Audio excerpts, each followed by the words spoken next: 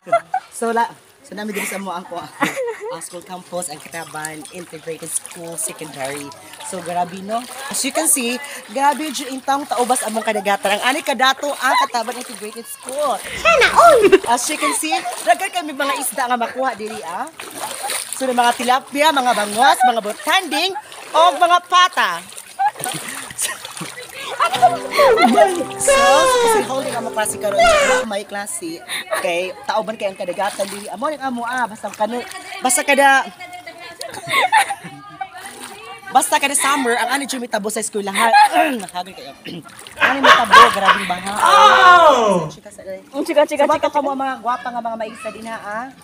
O dala kinagapahan si Ma'am Carly Del. Era. No, sa ganan itaw nga motabang sa amo ang eskwelahan, maluoy itaw. Di mga malumong kasing-kasing. Ang amo ang lugar diri maaspalto na og ang mga malumong kasing-kasing. Masimento sa mga malumong kasing-kasing din ha. Lame kayo. Maluoy in town mo. Okay kayo. Anay.